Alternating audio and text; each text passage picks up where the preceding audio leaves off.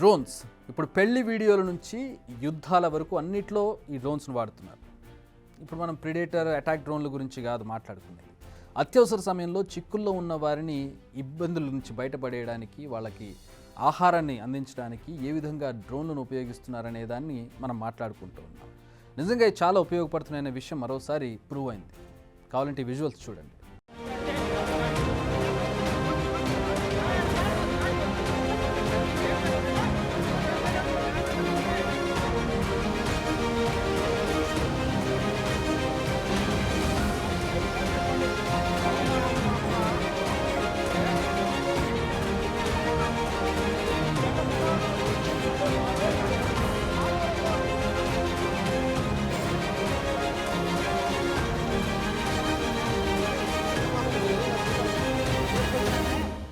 చూసారుగా డ్రోన్స్ను మన rescue teams ఎలా ఉపయోగిస్తున్నాయో.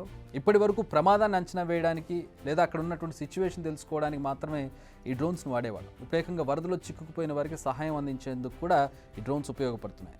ఖమ్మంలోని మున్నేరు వాగుపై చిక్కుకుపోయిన వారికి ఆహారం ఈ డ్రోన్ సాయంతో అందించారు అధికారులు.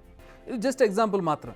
చాలా ప్రాంతాల్లో ఇలాగే డ్రోన్స్ సేవలు అందిస్తూ ఉన్నాయి రెస్క్యూ టీమ్స్. డ్రోన్తో వరద బాధితులకు సాయం అందించడానికి చాలా ఏళ్లుగా ఈ డ్రోన్ టెక్నాలజీ సాగుతోంది. కానీ గతంలో అక్కడక్కడ మాత్రమే ఉండేవి ఫెసిలిటీస్. ఎందుకంటే డ్రోన్స్ అంత ఆ స్థాయిలో అభివృద్ధి చెందలేదు. చిన్న సైజు ఉండేవి, లేదంటే వాటికి ఉండేటటువంటి సిగ్నల్ వ్యవస్థ అంత దూరం వెళ్ళే పరిస్థితి ఉండేది కాదు. సో అక్కడక్కడ వాటిని వాడుతూ ఉండేవాళ్ళు. కానీ ఇప్పుడు ఈ డ్రోన్లను వినియోగించడం అనేది చాలా పెరిగిందని చెప్పాలి. రెస్క్యూ టీమ్స్ చేరుకోలేని ప్రాంతాలకు ఈ డ్రోన్స్ ఈజీగా వెళ్ళిపోతున్నాయి. ఫుడ్ ప్యాకెట్స్, లైఫ్ జాకెట్స్, అవసరమైన తాళ్ళు, మందులు, మంచినీరు, ఇలా పని ఏదైనా కూడా క్షణాల్లో చేసేస్తున్నాయి డ్రోన్స్. నిజానికి ఇలాంటి పరిస్థితుల్లో డ్రోన్స్ని ఎలా ఉపయోగించాలన్న దానిపై ముందుగానే ట్రైనింగ్ ఇస్తున్నారు అధికారులు. అందుకే ఇలాంటి సమయంలో వీటిని ఉపయోగించడం చాలా ఈజీగా మారుతుంది. ఫ్లడ్ ఏరియాలో ఇప్పుడు ఈ ట్రైనింగ్ ఉపయోగపడుతుందనడంలో ఎలాంటి డౌట్ లేదు.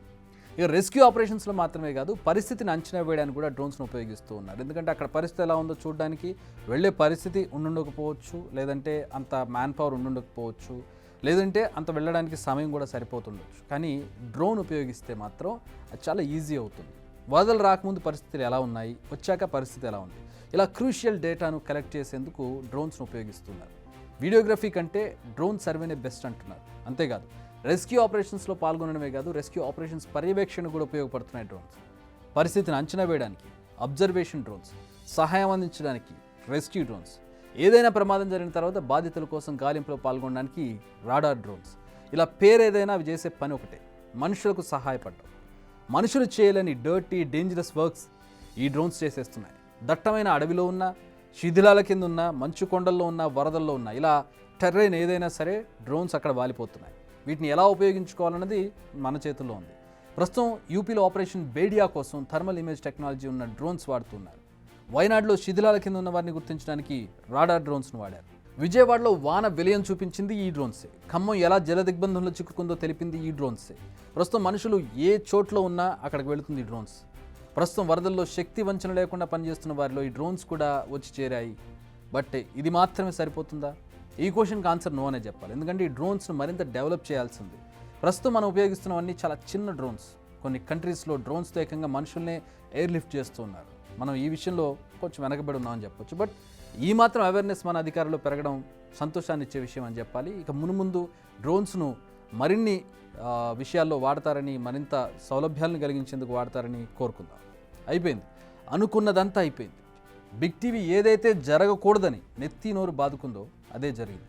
ప్రిస్క్రిప్షన్ లేకుండా ప్రమాదకరమైన ట్యాబ్లెట్స్ అమ్మకూడదంటూ మేము ఎన్నో నెలలుగా క్యాంపెయిన్ చేస్తున్నాం, వాళ్ళ మీద పోరాటం చేస్తున్నాం. బట్ అధికారులు అనుకున్నంత చలనం లేదు. అందుకే ఇన్ని అనర్థాలు జరుగుతున్నాయి. మేము ఇంతలా బాధపడడానికి కారణం ఉంది. మా ఆవేదనకు ఒక అర్థం ఉంది.